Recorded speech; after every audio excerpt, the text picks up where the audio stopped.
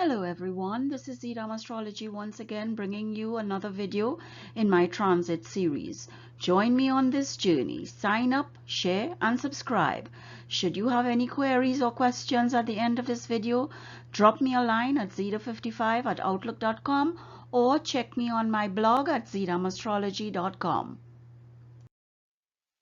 Okay, let's get it and see what the cards are going to throw out for us, which is going to enable our reading of the transit of the grahas for the period September 5th to the 19th, 2022.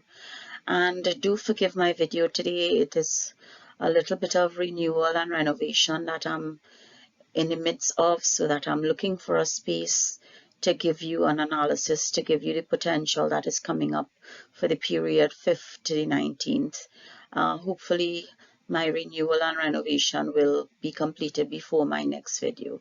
And the first card that we have today is Moon, and that is the graha that we are going to deal with, the Moon. And remember, the Moon moves every 2.5 days, so that we don't really take the analysis of the Moon for any long-term period, because it moves every 2.5 days, so it's very quick, it's very, fast.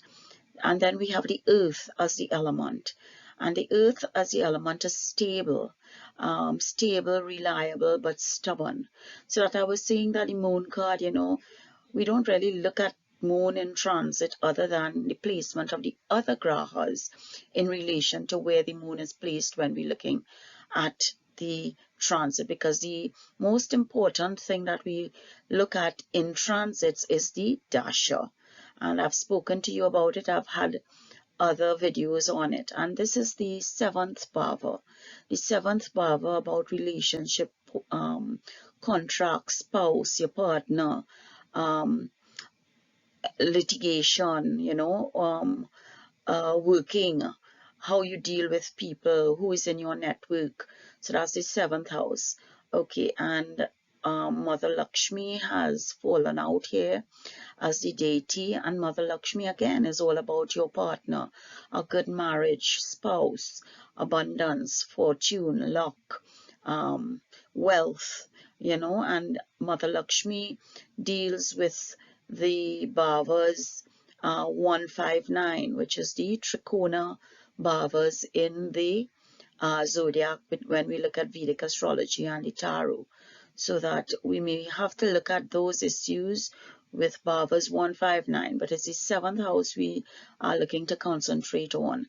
And the wisdom chakra here is insecurity, which is aligned to the Muladhara chakra, which is the root, the base, your inner feeling, your foundation. So, this is what we are dealing with, a multiplicity of energies today, a very different portfolio of energies, where we have the Moon, the Earth, the seventh bhava, Mother Lakshmi, and insecurity.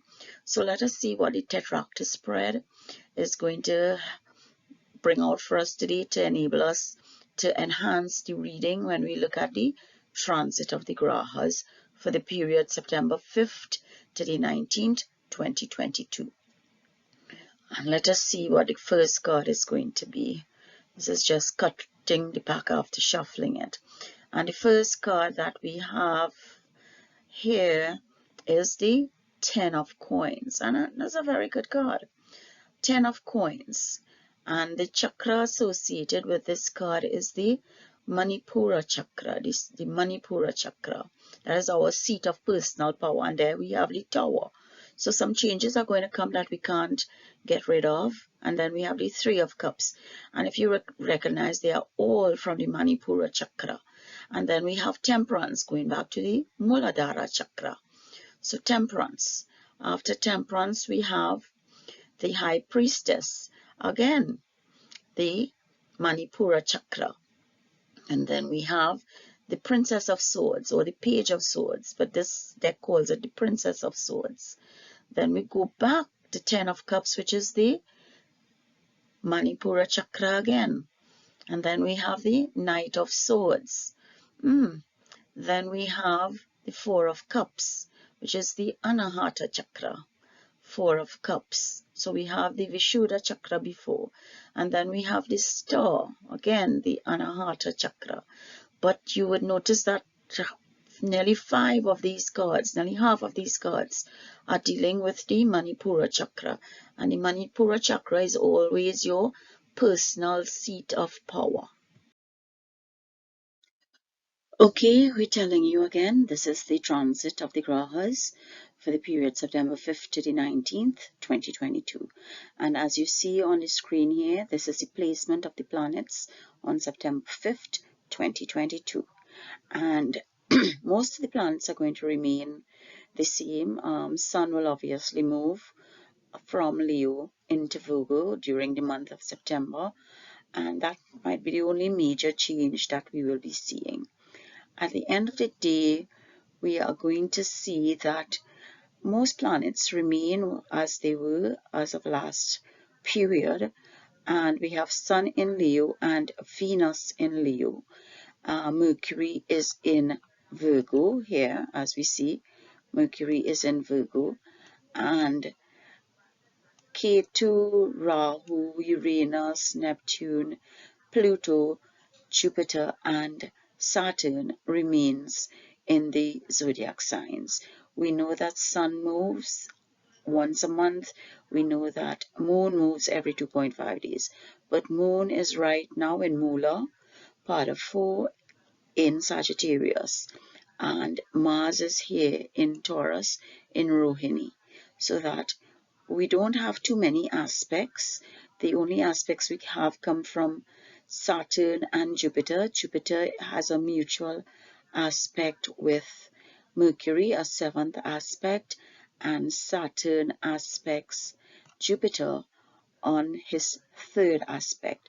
So that is where we are in that. And with the mutual aspect of Mercury and Jupiter, you would find that Jupiter is also retrograde, and you would find that you want to expand, but it might, some things might be lost in translation, because this is an opposition. It's a mutual 7th aspect, and it's exactly opposite each other, so that they wish to have that kind of dance as to who can communicate and what they want to communicate. Because remember, Jupiter is the teacher, and Jupiter wants to teach, Jupiter wants to expand, Jupiter wants to give all.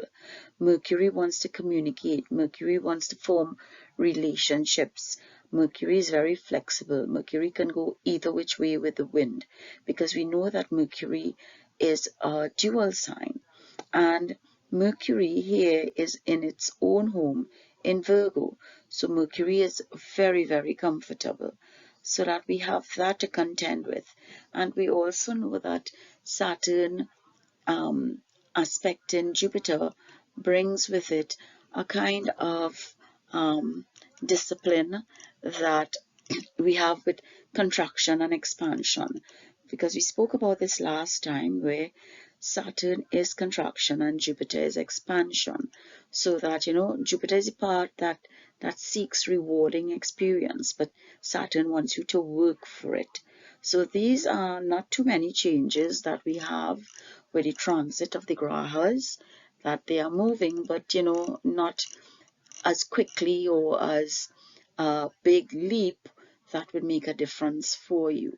And we also need to know that Saturn is, trying to overcome the fear of being judged, because Saturn is in Capricorn, where you're dealing with the masses, where you're dealing with, you're going through your own cosmic phase. It's a rite of passage. There are some things that you have to go through that you can't get away from. And recall in the cards that we pulled for the tetractys spread, we got the Tower, so that we have the opportunity here where the 10 of coins here is giving us a time to see, let us understand what is happening. Let us understand what is the old money, because the 10 of coins is all about lasting success, your results of your hard work, financial rewards,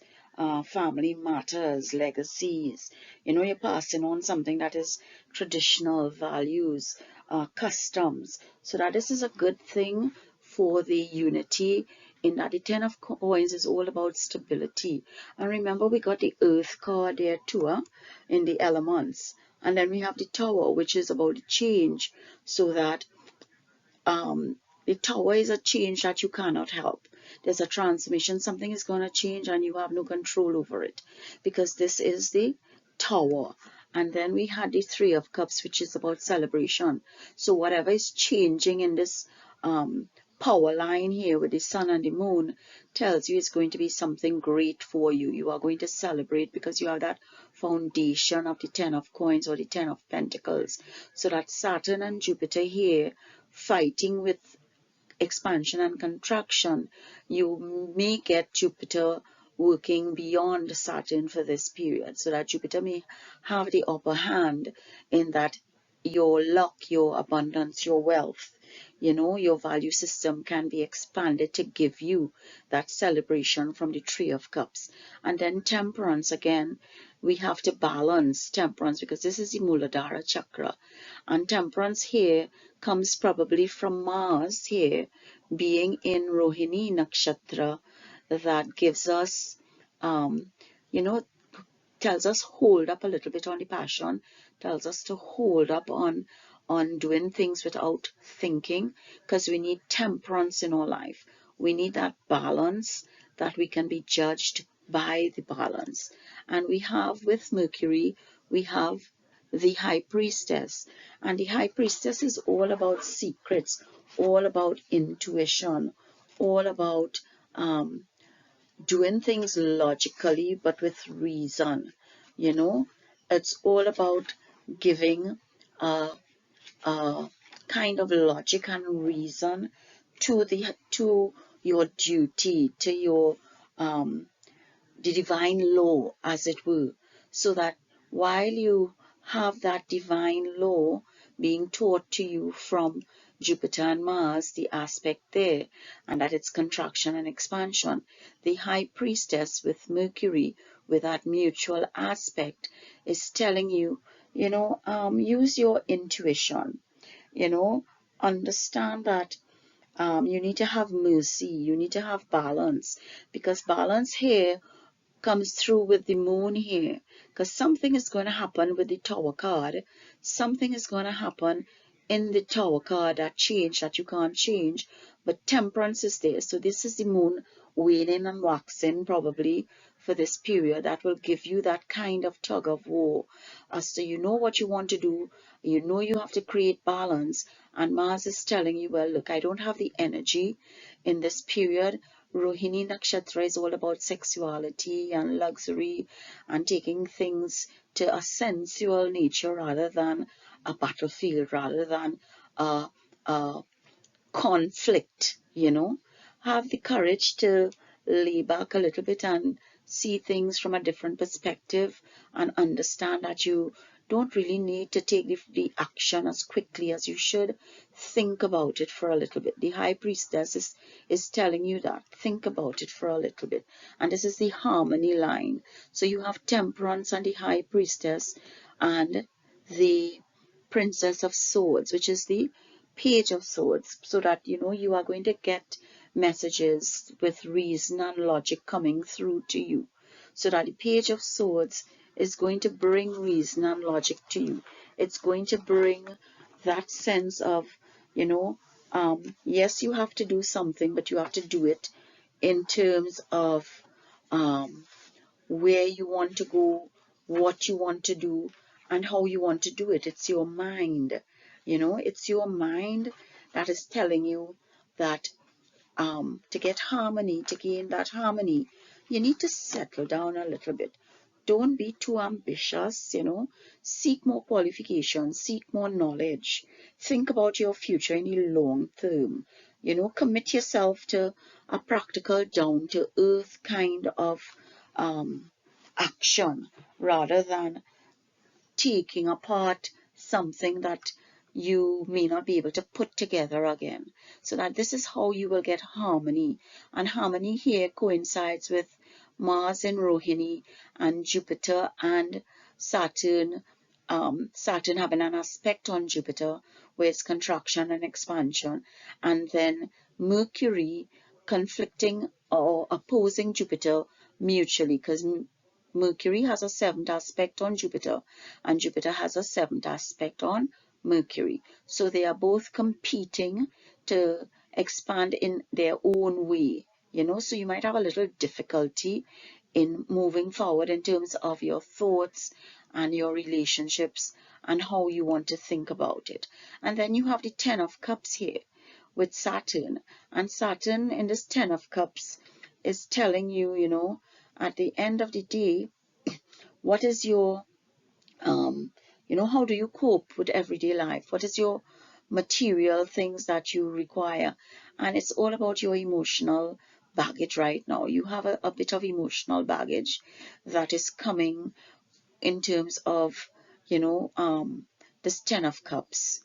The 10 of Cups is telling you it's too much emotions. It's too much emotions. So look to the Mercury, but Mercury is kind of telling you here, you know, I am in conflict with Jupiter, so the teachings may not be what I want it to be. The teachings may be a little skewed. It may be a little out of the way, that I am telling you that this 10 of Cups would give us a bit more encouragement to seek our emotions, to seek a reason for us to have a fate or our destiny. You know, it's good luck, it's fortune, it's happy ever after, but we need to kind of hold back a little bit because we've worked hard to get to here. We've worked hard to get these blessings. So now the appreciation, the peace of mind, the domestic bliss is coming through our hard work with Saturn. And then we have Venus here with the Knight of Swords. And the Knight of Swords is telling us again, just like the Page of Swords, you know, that the messages here can be a bit overwhelming because it's all about our mind. And remember, we got the Moon as our as one of our energy cards, as the Graha. So that the Knight of Swords is telling us to plan our actions, plan our strategies, be single-minded. Yes, we are a perfectionist, we are critical, but we also have the education and the knowledge that made us the expert, and that will bring the luxuries. And Venus here is sitting pretty with Sun, and Venus and Sun, Venus may not be too comfortable in Leo with Sun right there, but Magha Nakshatra is all about ancestors. So you may have a throwback in thinking of who helped you along the way, who are the elders who you need to thank, or who you need to take a focus and probably a blessing from, you know, because this is the ancestors we are talking about here in Magha Nakshatra. And Venus is all about giving us the luxuries. And the Knight of Swords is telling us, you know, you think ahead of the rest, you think beyond, you know, you always think outside the box, so that the luxuries and the emotions that you're feeling would be logical and giving you that kind of forward thinking, that kind of decisive feeling that you're on the right path. And the Four of Cups here is Jupiter. And as we went through Jupiter and Saturn aspect, and Jupiter and Mercury mutual aspect, so that we understand that the Four of Cups is giving us a kind of feeling of, you know, we have it now, we have the pillars, and we are going to deal with what we have to deal with. And then the ultimate card here as to our creative will and ambition, our fire, it's the Star. and it's Mars, and we dealt with Mars here. So that Mars is telling you, take a breath, look back, take a seat, and Rohini will give you all that is good for you. The star is there, all is well with your universe, and your creative will and ambition will pull you through to make you that star. So don't rush into things, take your time, be sensual, be patient, um, be proactive, but in a softer way, a more spiritual way. And because we had the moon card, remember we had the moon card telling you to look, sit, meditate a little bit, do a little bit of yoga, and the moon is there in Sagittarius in Mula Nakshatra, which is giving us to tell us to think about our deep-seated problems, or the root of our troubles, or the root of our happiness. Where did it come from? What did I do correct? What did I do wrong? It's all about thinking, the moon. And then we have insecurity.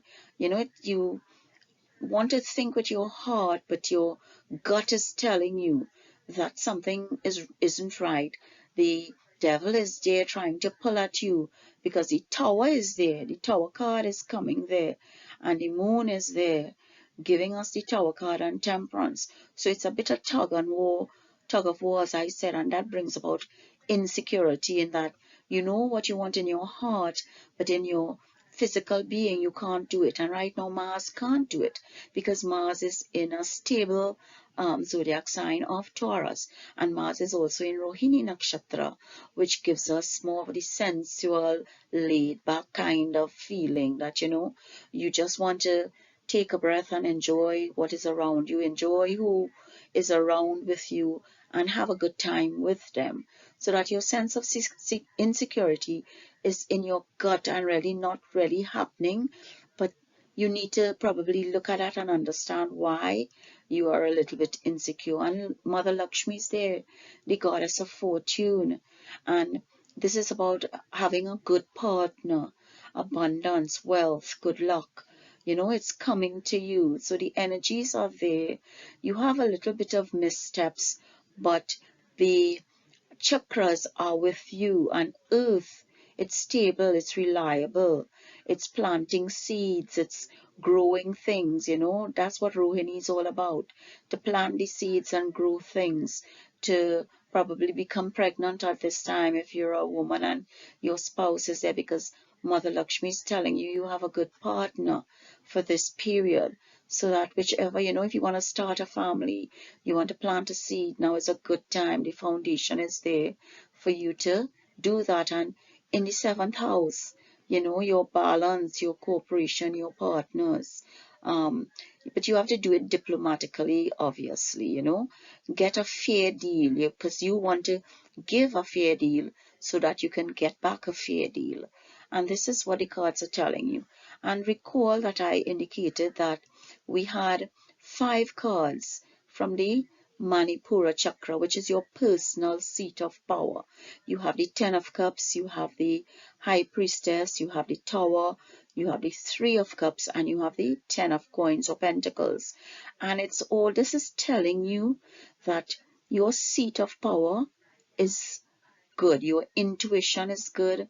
There are changes that are coming that you can't get away from, that you can't cancel, but you will celebrate with these changes. You will have success because you have worked for it with the 10 of Coins.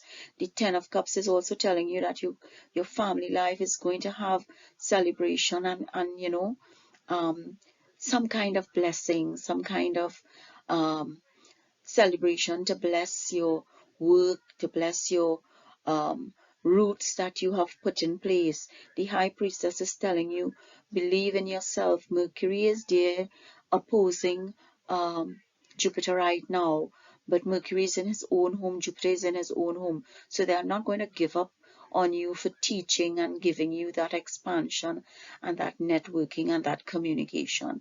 So think about it and understand that the cards and the transit are aligning with you for this period to tell you that yes, you are going to have some little obstacles, little insecurities, but it's all about your relationship. It's all about your partners.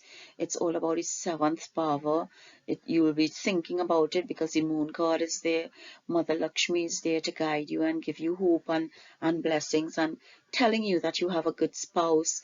Earth is there to give you that foundation, that reliability, a bit of stubbornness, but Earth is there to help you understand that things are looking up for you, things are working for you. The Manipura chakra tells you your seat of power is, the core is stable, it's strong, it's reliable, so that you have the cards relaying what the transit of the grahas are telling you for the period September 5th to the 19th, 2022. At zeedamastrology, you would understand now that I always give thanks to Bhagwan for him allowing me to complete another video and for me to share my knowledge and research with you. You would understand that I do things differently and that I have included tutorials in my slides where you can skip over if you're not a new subscriber or client, but it gives you an insight into how I think, how I analyze, and why I do what I do at zeedamastrology. I thank you for listening, and I hope something new and exciting enters your thoughts and enables your dreams. Be safe, happy, and healthy until we meet again, and hope to see you next time. Bye. Okay, at zeedamastrology, you know that I do things differently in regard to the transit of the analysis of the grahas or the planets, and I do things differently because of the movement of the planets, where they move either monthly or annually, or like Saturn every 2.5 years. And one of the reasons is that I don't want to give you a routine or boring or just say the same thing over and over again. And I have utilized the union of tarot and Vedic astrology as a method for my analysis in Patra or Kundali reading and analysis at zeedamastrology. And this is just a visual for you to understand a little bit of what I'm doing. This is a Kundali or birth chart taken of somebody who is born on May 17th, 1945. And this is their natal chart. And the natal chart shows the ascendant in Leo with Jupiter. So the ascendant in Leo immediately denotes that Leo becomes the first bhava, the first house, the house about you and yourself. Then we have Ketu here in Sagittarius, which is the fifth house. Then we go to Venus and Mars in Jupiter, Mercury in Aries, Sun in Taurus, Rahu and Saturn in Gemini, Moon in Cancer. So you go clockwise in this chart. And this is your natal chart. This is a chart that you cannot change because this is your date and time of birth, predestined for you. This is your fate. This is your lineage. This is your bloodline. This is your ancestor. And with it comes karma from the past life, deeds that were left undone. And it presents itself here for you as your soul's mission. What is it you came on this earth to do on May 17th, 1945? So this is your natal chart, right? And if I don't have your natal chart, then I don't know where your ascendant is, what is your first house, and where the planets are posited for you. And then we come to the transit of the grahas, which is what I do for you on this bi-weekly basis. And this transit, these grahas placement are just arbitrary, you know, it's just to give you a visual. And let's just say that this transit grahas on the day that I'm doing this video on the 17th, that the transit of the grahas reads as how these are. We find Mars in Virgo. Mars is in Virgo, Venus is in Libra, Sun is in Sagittarius, and so forth, so on, so that you see the difference to the natal placement. And when we do transits, transit comes secondary to your dasha, And for the Vedic persons who are aware of what that is, it's just a cycle of life for others. It's a cycle of life that tells you this is the planet or graha that is the main person for you in this period of life, and each graha has a different timeline, so that if I don't even know your Mahadasha, then it makes it even more difficult for me to target you specifically or personally for the transit. This is why I don't do daily horoscopes, and this is why the transit of the grahas in my videos are just generic. It's general. It tells you what the planet is going to give out for that period on that sign. It doesn't speak about the houses. You know, this might be the potential energy for this planet based on its aspects or its placement in the zodiac. It has nothing to do with the bhavas or you specifically, because I don't have your natal chart. So that your natal chart is the foundation for you. You know, it is the foundation that we as astrologers must have for these readings to be targeted to you. So if something resonates in these transits for you and you want to know further about you specifically, then you need to request a chart from Astrology for us to give you that analysis specific to you. So this is the natal and transit, and then I deal with, well, this is just another visual of the zodiac signs, and I put this up here because then I deal with the Dharma Trikona in my tarot readings, and the Dharma Trikona really deals with the fire, earth, air, and water trines, and the Dharma Trikona is your 1st, 5th, and 9th house. So in this chart here that we are seeing, in this chart we have the ascendant here in Leo. So Leo becomes your 1st house. Leo being your 1st house, it would mean Sagittarius is your 5th house. Aries is your 9th house. So this is the Dharma Trikona for the fire trine when Leo is your 1st house. If Aries was your 1st house, then Aries will be 1, Leo will be 5, and Sagittarius will be 9. Now with Dharma Trikona, I use the Dharma Trikona because Dharma Trikona is the spiritual angle of your of the aspects of your soul. You know, your 1st house is your soul's mission. The 5th house is the accumulated merit from past lives, whether it's good or bad, and that is punya purva, as we say in Vedic astrology. And the 9th house is the manifestation of past karma, so that you have those things coming forth in this life for you. And the tradition holds that your dharma is the primary aim of your human life, in this janam. Since your Dharma Trikona gives you the foundation which you develop wisdom and your discretion to pursue the other 3 Trikonas that we find in Vedic astrology. And those Trikonas are the Artha Trikona, the Kama Trikona, and the Moksha Trikona.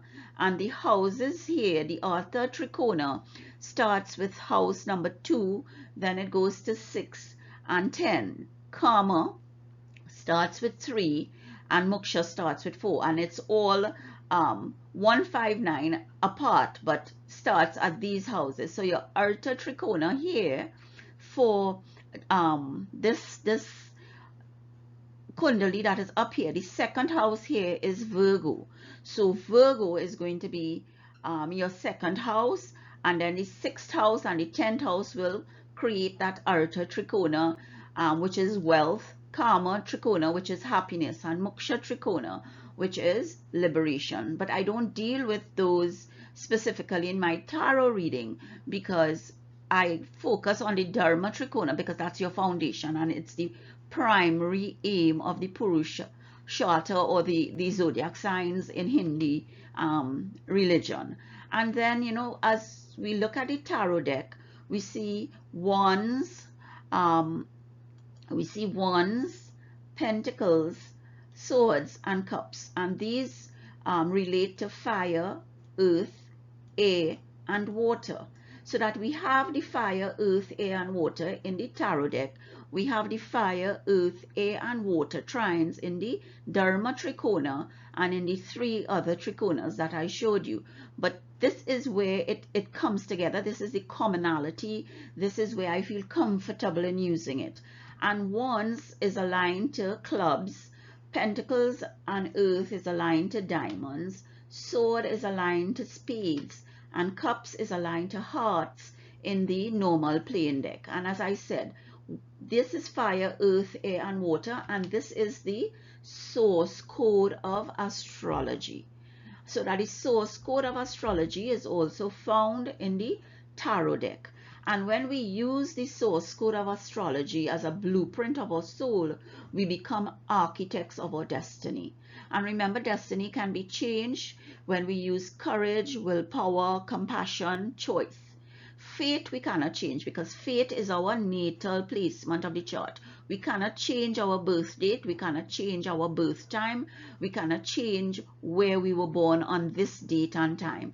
But we can change destiny through our actions and choices.